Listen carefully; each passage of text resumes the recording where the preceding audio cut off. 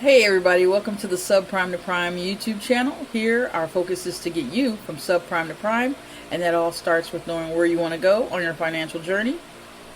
And this information is for educational and informational purposes only, and is not intended to be legal or financial advice. Alright, now let's get into it. In this video, we're going to talk about a budgeting tool that I recently ran across called the 5-30-20 rule.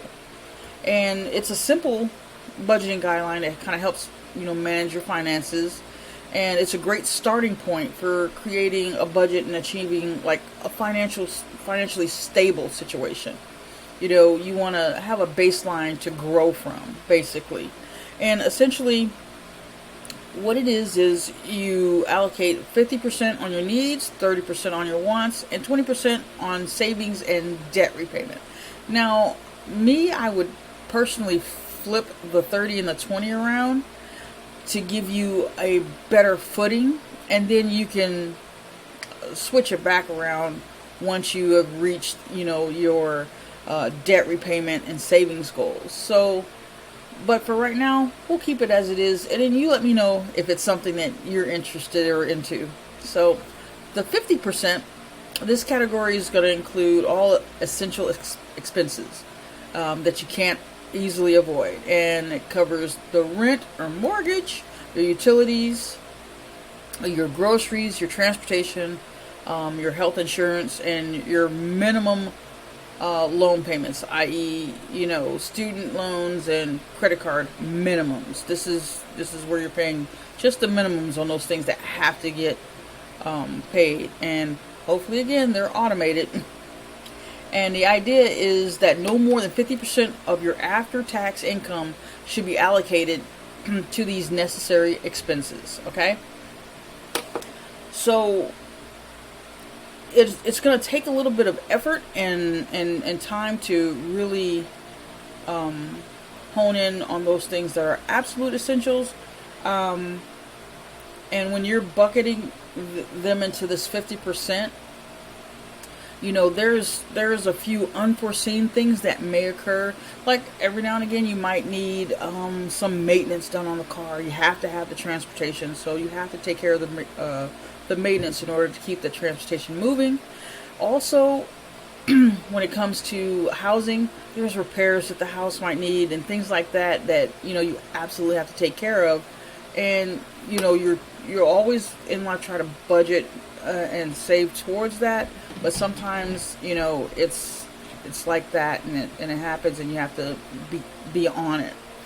So 50% is allocated to that area, and the next area that the 30% is going to be allocated to is the discretionary spending, like things like dining out, entertainment, like movies, concert, vacation, shopping for non-essential items, hobbies, leisure activities, things like that, and your subscription-based services, Netflix, gym memberships, and so on and so forth, things like that.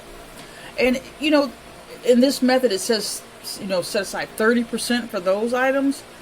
I would venture to set 20% for those items, because they're things that you don't have to necessarily do all the time, but an important one. Everybody, make no mistake, needs to get away from time to time.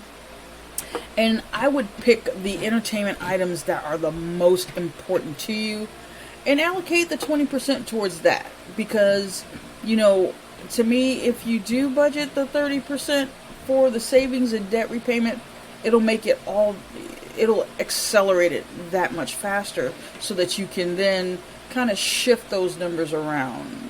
And, it is called the 50-30-20 rule, but with regards to wants, you might want to switch those to 20% of your income versus 30%.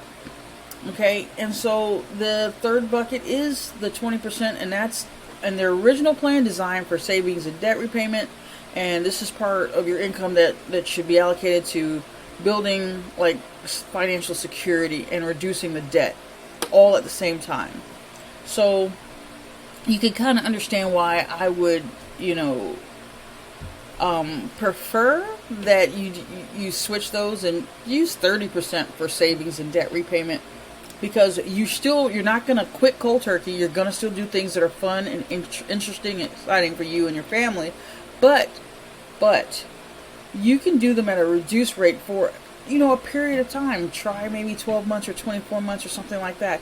You don't want to completely deprive yourself of having fun, because that gets to people over time.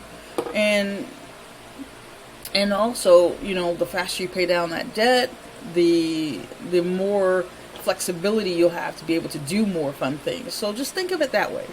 And again, this area is saving for your emergency fund, retirement accounts, and your investments, if you have them, paying down credit card debt, student loans, and personal loans. Now, I remember when I was speaking earlier in the first section of the 50%, some of that does go for the basic,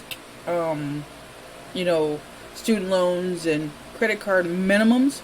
This is what you would pay on top of that to accelerate the payment of those debts that you have. So it clears up more money in the long run for you to do more fun things and increase your acceleration of investing. We all know investing is super important, and you can put your money into a myriad of things, but you have to go with what you understand and what you know. And you can get financial advice from just about anybody reputable, and that actually has a sense of knowing what they're talking about. And as far as the budgeting altogether, it's super important that you do budget these things. And when you have actual finite numbers, it helps so much. In case there's an area where you might be a little bit wishy-washy on, and you feel like vacations are the most important thing in your life, you want to really put money towards that. Well, you can, but it just shouldn't be excessive. It kind of takes away from the point of making a budget, So, with that said, let me know how you feel about the 5-30-20 rule and how you would alter it to make your financial world better. Come check us out on our free school platform, Subprime to Prime, and follow and like for more tips and tricks to help you go from subprime to prime. All right, we'll talk to you later. Bye-bye.